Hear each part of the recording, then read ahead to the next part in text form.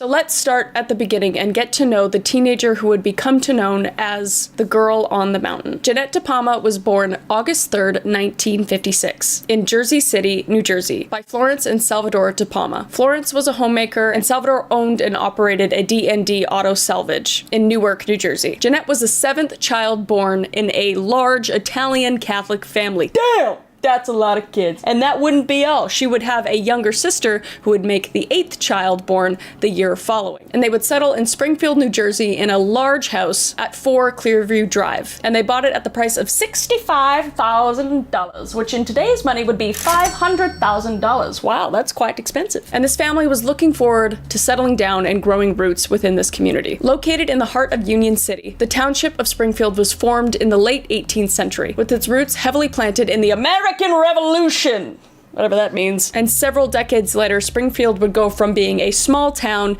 to the very affluent hustle and bustle town it is to this day. So the De Palmas were known as a more well-off family, living in a new affluent suburban area of Springfield called Springfield Top. But they were known around the community to have what they called strange behavior. I'm gonna describe that to you right now, and you could be the judge of that. Several residents recalled a family never leaving their home, and when they did, they would not talk to their neighbors. That's me. Am I strange? Yeah, probably. But Springfield was one of those really close-knit communities where all the neighbors talk to each other. They really like to gossip. Through this whole thing, you're gonna see how much these people gossip. It's insane. So for a family not to communicate with the rest of the community, it started to draw suspicious eyes. The De Palmas were also known to get into fights constantly. Salvador and Florence, especially, the parents. And their neighbors, being nosy as hell, would always call the cops on them, and they would go to the De Palmas' house. But every time the cops would show up to their house, Florence would just shoo them away and say nothing's wrong. Salvador De Palma, the father, was also rumored to be part of the mafia. The mob, if you will. So were other residents of Springfield Top, but it was never confirmed, so we don't actually know that. It could just be gossip. But this town was just full of gossip. So it's hard to take anything that couldn't be proven very seriously, but it just adds to the mystery stew that we're brewing, man, and this is a big stew. Once Jeanette grew into adolescence, she found herself the topic of the local gossip. She was rumored to be a wild child. Margaret Bandrowski, that's a hard name. Margaret Bandrowski, there we go, a former teacher at Jeanette's high school, would recall, quote unquote, "Judging by what I heard from the other students, she was a little on the wild side. I don't know the specifics on what wild meant necessarily for her, but in those days it usually meant that she hung around boys, maybe did some drugs or smoked, stuff like that." This is in Jersey, so I'm gonna be doing like a poor Jersey accent for all of these quote unquotes, because there's a lot of quotes. But this just sounds like a regular ass teenager to me, and probably to all of you as well. That's like mild rebellious teenage behavior. But in this time, you know, the drugs and that kind of stuff was looked down on, but she wasn't even consuming any hard drugs. We'll get into that a little bit more. Hello. I hope you're enjoying the deep dive so far. But what if I told you there's a way to enjoy this listening experience even more? And that way is with Raycon. Thank you to Raycon for sponsoring this deep dive video. All right, you guys know that I love Raycon. I use them constantly, whether I am traveling, whether I am just cleaning the house or walking my dog, Kevin. I have Raycon earbuds in my ears, or even when I'm filming, I have my Raycon headphones on during React videos. I'm using them all the time because they're an awesome product. With optimized gel tips for the optimal in-ear fit, Raycon earbuds are super comfortable and they will not move out of your head. Let's put them to the test.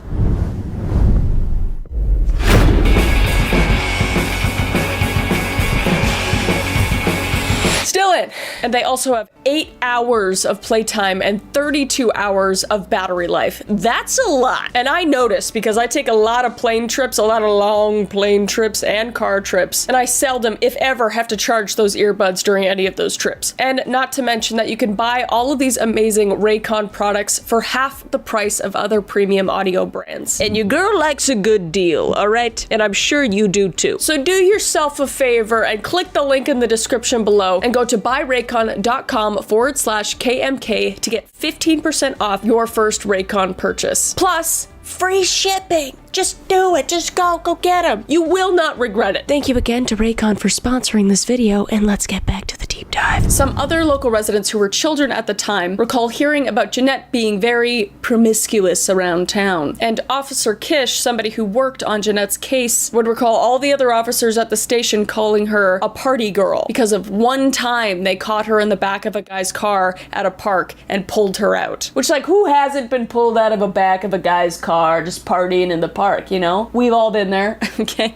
Except for me, I'm abstinent. But Jeanette's best friend at the time would say that that wasn't even Jeanette at the back of that guy's car. She was actually with her at the time. So Kish's recollection was just false. So the police are already making up stuff. The pot's stewing, it's stewing. In later interviews with Officer Donald Schwartz, he said he wasn't able to recollect ever even hearing about Jeanette before she was murdered or anybody calling her a party girl in the precinct. So it was really just Kish. It's my understanding that Kish really just liked the limelight during this case. He found that he could say anything and be in the spotlight. So I feel like we're going to be hearing a lot of bullshit from him, but you could be the judge of that. But besides the allegations that were coming from that one officer, Jeanette's friends recall her not being perfect by any means. She would hang out with boys, she would smoke cigarettes, she would sneak out, just like any other teenager would at the time. And it would be heavily implied that she barely ever drank, maybe once or twice, and she never did hard drugs because she was very against that. She would from time to time smoke the devil's lettuce, but that was very popular at the time for teenagers to be doing, and her friend said that she would never sought it out. She would just do it if she happened to be at a party where they were doing it. Her friend Grace DeMuro would describe her as, when you would start to talk to her, she was so sweet and honest and funny. Some of the other girls in our grade weren't so friendly to her because of that, but these girls wouldn't make an effort to be friendly with her. If Jeanette tried to be friendly with them, they would just ignore her.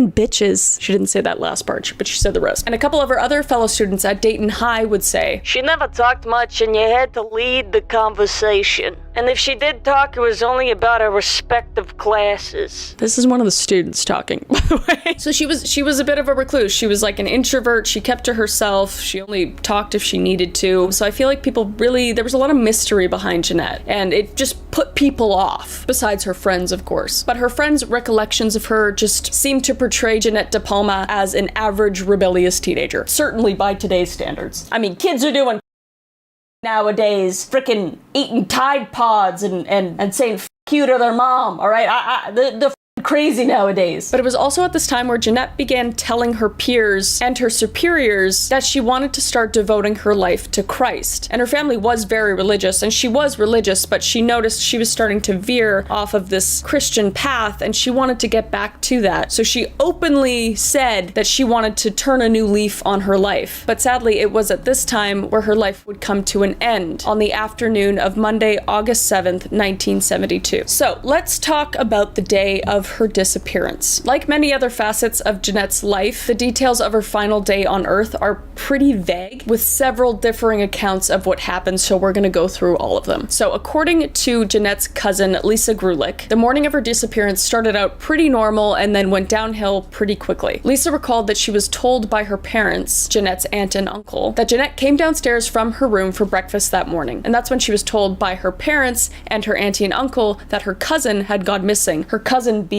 Lisa, who is telling us about the recollection. Lisa had been missing for quite some time at this point. Lisa explains that she had run away for about a month at this point, and extended family didn't know anything about it, only her immediate family knew about it. So it was this morning where they chose to tell Jeanette and the rest of their family. Lisa obviously came back from running away because we're getting this recollection, but at the time, Jeanette was absolutely pissed in her own right that her aunt and uncle didn't tell her about this previously, because it had already been a month. What the f? I'd be pissed if my mom didn't tell me about like my sister or even my cousin going missing. Like that, I don't even understand that. Anyway, so being mad, she would leave the kitchen and go up to her room. Gail, one of Jeanette's other friends, would recollect that Jeanette called her right after this, and Jeanette would say to her that she wouldn't be able to come over anymore because her mother has her scrubbing the bathrooms all day. And Gail would be pissed because she's like, oh, you're bailing on me, man. They were supposed to meet up with two other guys, and Gail was able to guilt trip her into coming. So Jeanette felt bad and she said, fine, I'll come. I'll just come up with an excuse and I'll hitchhike over to your house. But this would be the last time Gail would ever hear from her friend. So after her phone call with Gail, Jeanette's sister Cindy recalled Jeanette coming to ask her if she wanted to hang out with Gail and the two boys. But Cindy denied because she was waiting at home for a phone call from her boyfriend because she had recently got into a fight with him. And she regrets that decision to this day. But Gail would later contradict Cindy's claim because when Jeanette asked Cindy to come hang out with Gail and these two boys, Jeanette said that her boyfriend Tommy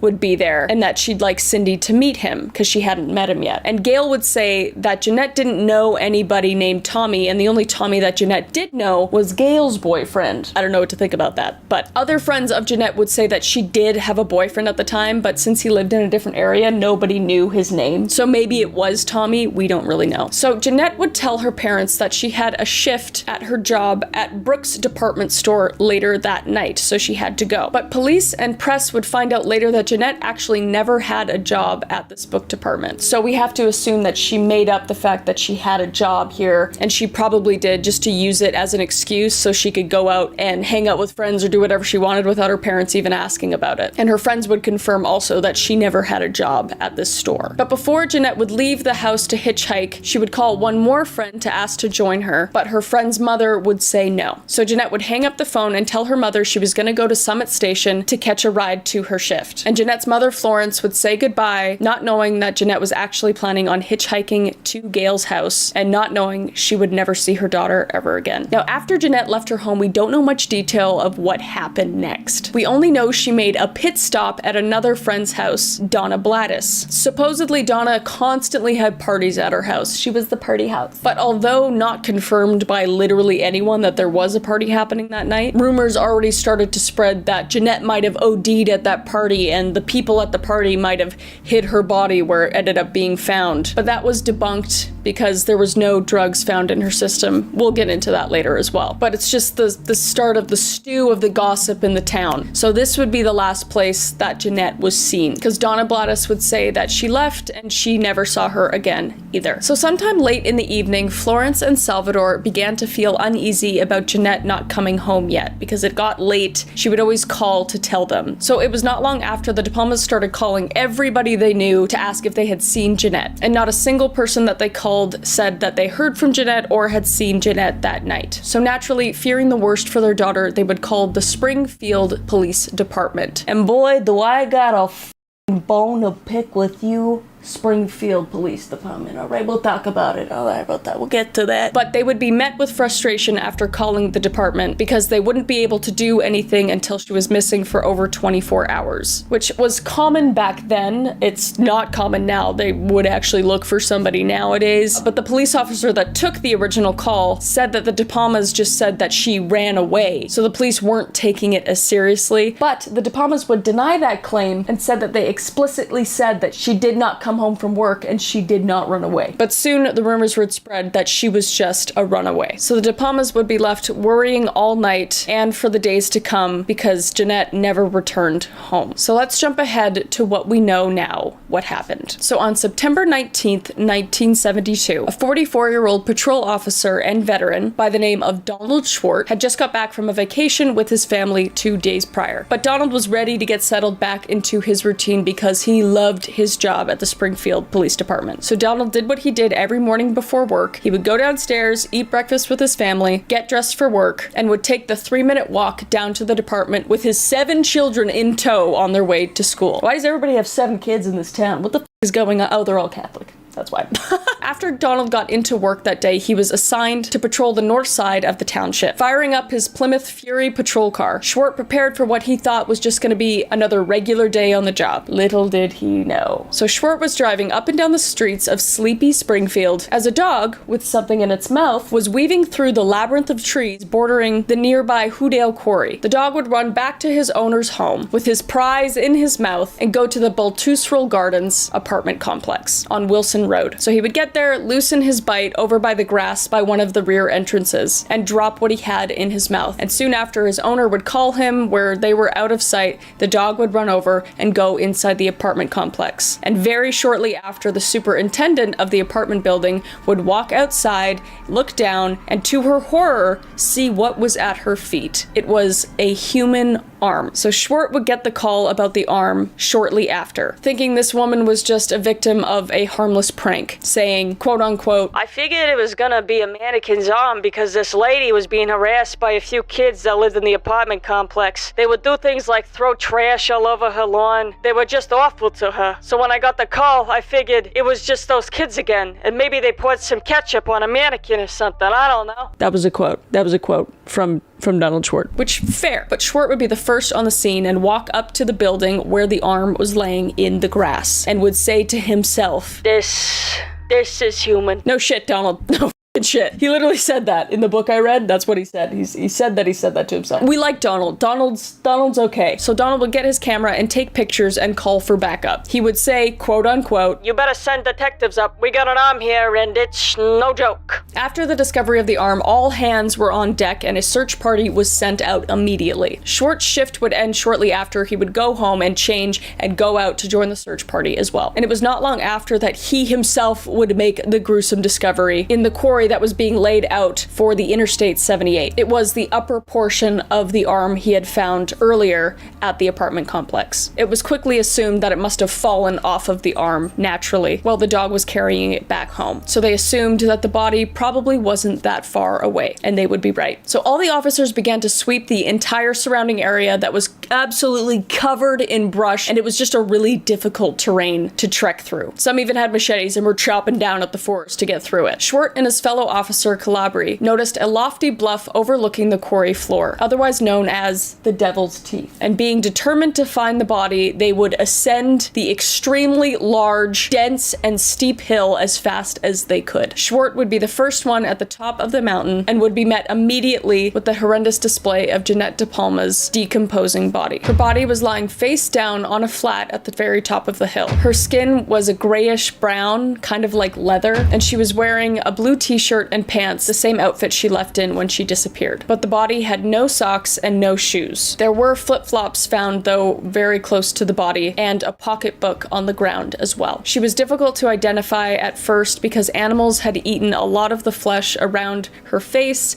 and around her feet and ankles as well. And above her head was a wooden cross made of 2 sticks and a semicircle of stones made around her head, kind of in the shape of a halo. Schwartz would stare at her body in the odd arrangement above her head and would be broken from concentration from a fellow officer saying to him, Dawn, this looks like witchcraft. So the police would search the area more for any other evidence that would allude to foul play or sewer slide, but they would inevitably find nothing. Jeanette's body would have to be lifted and brought down by an 85-foot fire truck ladder from the cliffside because it was way too steep and dense to carry the body in any other direction on Devil's Teeth. So it just kind of makes you think how the body got up there to begin with, or if it happened in that location, or there's a lot of questions and not a whole lot of answers, but we'll get into all the theories. So once her body was taken down, she would be sent to the coroner, where her family dentist would meet the coroner and the body there and make the determination that it was, in fact, Jeanette De Palma. The coroner, on the other hand, would end up with more questions than answers. He would discover that there was no initial markings indicating bullet wounds, stab wounds, or even blunt force trauma like broken bones or fractures. So he would end up sending Jeanette's body to the local hospital to get x-rays to make sure,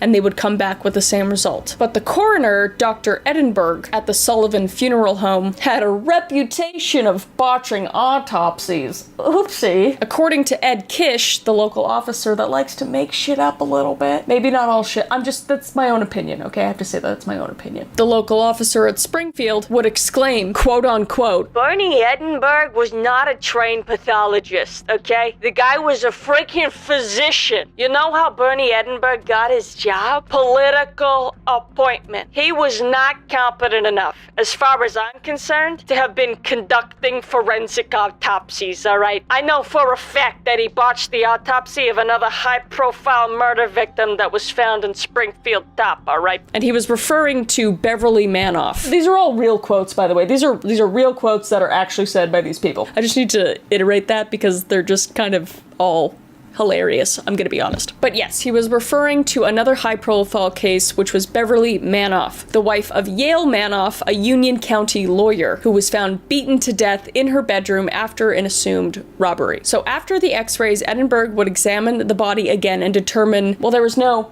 official cause of death. It was possible that Jeanette died via strangulation. And this determination was eventually leaked to the press. And in the mind of the Springfield residents, Jeanette De Palma was now being considered a victim of homicide. Kish would go on to say again, quote unquote, Ehrenberg never came up with the specific cause of death. There are rumors as far as any of that is concerned. Edinburgh could not positively determine that she was strangled or that she was beaten or shot. Those were things that I believe were not able to be proven by the pathological examination. So what we had was a suspicious death because of where the body was ultimately located. Which, you know, fair enough. Kish sometimes says things that make sense. So we have an incompetent coroner, some rightfully paranoid cops, and some suspicious happenings going on already. But wait, there's much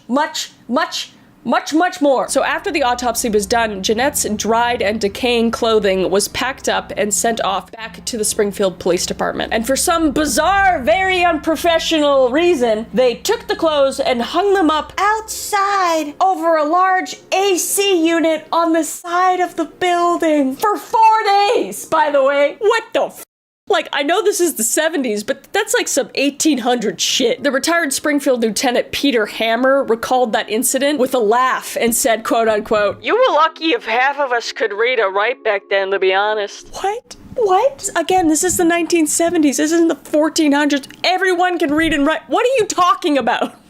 What are you talking about? Can you imagine a cop coming up to you in 1970 after pulling you over and just being like, license and registration? Oh, yeah, sorry, okay. Do you know how fast you were going, Robert? It's Randy?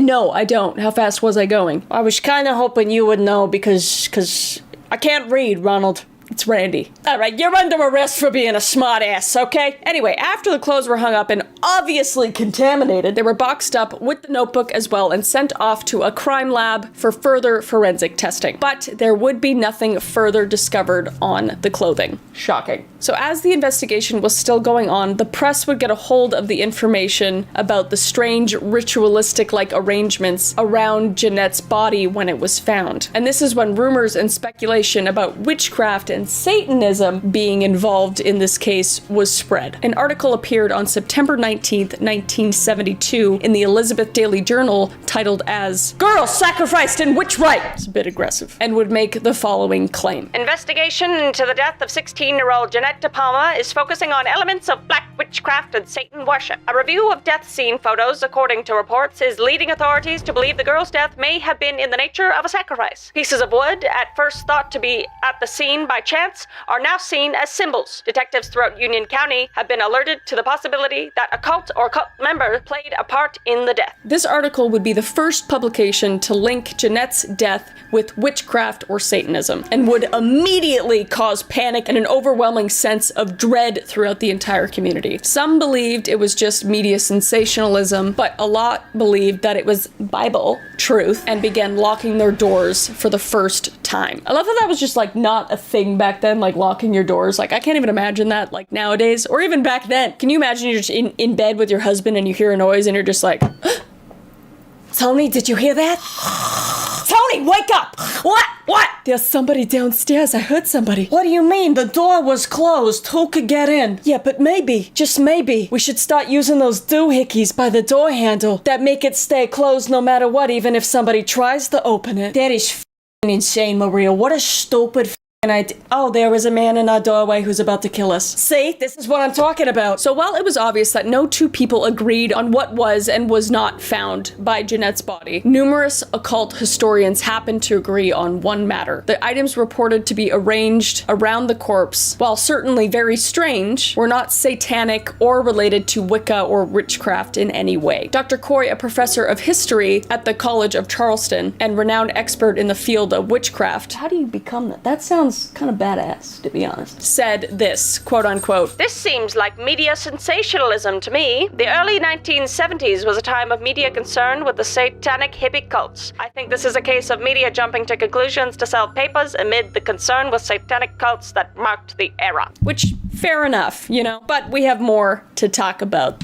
on this subject. But what he said had a lot of merit at the time, because this was a time when satanic panic was very prevalent, whether it was the Manson family getting convicted for their crimes a year previous, or books like The Satanic Cellar, a memoir of a former satanic cult member coming out with his book, or movies like The Exorcist coming out. People and the media were very paranoid and saw the potential in sensationalizing crimes in this manner back then, even if there was little to no evidence proving it. One of the main reasons why the ritualistic witch sacrifice allegations really came to head was because of a tragic event that happened only 9 months earlier. John List made national headlines after murdering his entire family and completely vanishing into the ether. He was a 46-year-old accountant who lived nearby Westfield in a Victorian mansion with 19 rooms. Holy shit, that's a lot of what do you even need those rooms for? He didn't have that big of a family. There was 3 kids and 1 wife and 1 mother.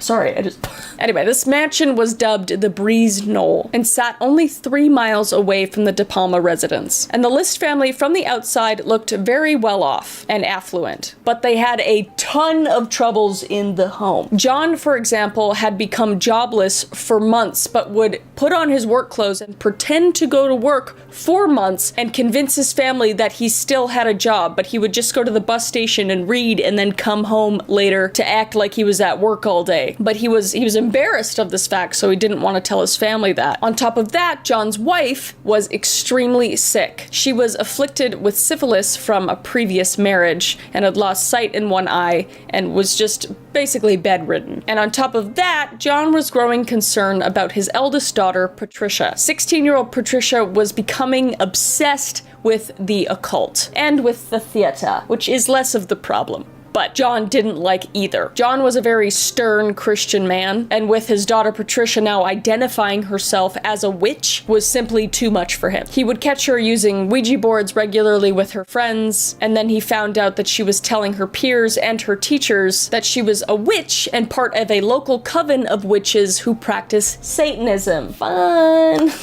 I just skipped school once in a while and went to Domino's, but joining a coven and becoming a witch sounds pretty cool. I'm kidding, by the way. Friends recall Patricia mentioning a secret altar located somewhere in Westfield. And besides her constant ramblings about witchcraft and the devil, she also spoke to her drama coach specifically how she thought her father was planning on murdering her entire family. She would even ask her drama coach to come by that evening, when she did tell him, to maybe talk to her father and just get to know more about the situation and talk him down, because she didn't know who else to go to. But the drama coach would end up having something come up and he wouldn't be able to make it that night, and that just happened to be the night where John List would murder his entire family. So on November 9th, 1972, John would shoot all of his family members in the back of the head and drag them all into the ballroom in his mansion, besides his mother, who he said was too heavy to drag to the ballroom. And we know this because he claimed it in letters he left for the police after he vanished. And the letters are crazy and very long, so I won't read the whole thing. But if you would like to read them, I'll put them up on screen and you can read them yourself. But if you want the Cliff Notes version, I'll give that to you right now. So basically, the letters said that he couldn't make enough money to support his family anymore, and he was worried that Patricia was becoming increasingly involved in the occult and with acting, and was worried she would walk away from her Christian values. And his wife was becoming too sick to attend church, so he thought that would affect his other children and would make them not want to attend church either, then affecting their Christianity and their ability to get into heaven. And then he rambles on about how to deal with all of their possessions and how to deal with the bodies that he left for the police to find as well, where to bury them, whether to cremate them or not, etc. It's some crazy shit. And John would just vanish from thin air, and he would soon become one of the most wanted men in America. And he was gone for a long time, but was found in 1989 in Colorado. And he would be tried and sentenced to life in prison and die in prison in 2008. Good. That's crazy. That's crazy. Because essentially he wanted his whole family to be able to make it to heaven because he thought that they wouldn't make it to heaven if he continued on the route that he was on with his life. Which is, I mean, he's a terrible human being, but it's also just incredibly sad, you know? So, it just a terrible crime that happened. So how did all this connect with Jeanette's murder? Well, while Patricia's father, John, would disappear into thin air at the time, the ghost of the occult-loving Patricia would loom over the Union County for years to come. Memories of the self-proclaimed witches' supposed involvement with a teenage coven of devil worshippers would lead many to wonder if the same group of kids maybe murdered Jeanette as well as a sacrifice. It's believed that the Westfield police and the media tapped into this theory and kind of just ran with it and exploited it, with articles claiming that there were connections within both murders, saying the bodies in the List home were laid out the exact same as Jeanette's body was found, and that symbols at Jeanette's crime scene were similar to symbols that were found at the List family crime scene, but not all of them were really vague. But it didn't really matter because what the press had done had already done damage to the community, and everyone just assumed now that it was the work of the occult and that witches had murdered Jeanette. And their local Reverend, James Tate, was no help at all with easing their minds. He grabbed this case and he put it on his back and he ran with it, man. Freaking pastors and they're basically cult leaders. They're not, but some of them are, okay? Examples. He would basically bask in this limelight, adding on to the theories that the police were giving and that the press were giving, and he would just completely lean into the fact that this was the work of Satan. And his assembly would fully give in to everything that he was saying. And by doing this, he gained popularity. A lot more people joined his assembly as well, and he became kind of like a local celebrity. It sounds a bit culty to me. Just saying. And on September 30th, 1972, police would bring a real witch, that they thought, to the top of Devil's Teeth. This bitch was just a local school teacher that was just like, hey, yeah, I'm a witch. I want to be involved. I want the spotlight. That's my interpretation, because this chick just came out of nowhere and it's like, I'm a witch. Let me solve this case. So they took her to the top of the mountain to basically examine the area around the occult symbols. Shockingly enough, nothing came of this, but it would freak people out. Specifically, it would freak out Florence De Palma, which was Jeanette's mother, because she fully believed in this whole occult theory, given the fact that James Tate was her reverend. So she literally thought that this witch was gonna go to the top of Devil's Teeth and bring back her daughter in a demon form. Like that's genuinely what Florence thought, which is just sad. So as time went on, the police would get multiple calls in that people knew of animal sacrifices that were happening near and around the area as well, whether it was cats, dogs, squirrels. There was a goat found sacrificed somewhere around that area as well, or just killed. We don't really know. And of course, Reverend Tate came up and confirmed that there was absolutely, definitely a cult there that was definitely sacrificing animals, and everyone should be scared and run to church. Rumors would spread throughout Dayton High School that there was in fact a cult, and the name of that cult was the Witches. That is the worst name for a cult I've ever heard in my life. This is all speculation, by the way. None of it is ever confirmed. This is all just rumors, essentially. But it just kind of added to the occult theory. So the witch rumors are flying and the community is panicking. Nothing is being solved at all with Jeanette's case. But in October 1972, a lanky 21-year-old Terry Rickle would walk into the Springfield Police Department and tell them he knew who killed Jeanette. He said it was a strange figure who lived in the woods bordering Hoodale Quarry, and his name was Red.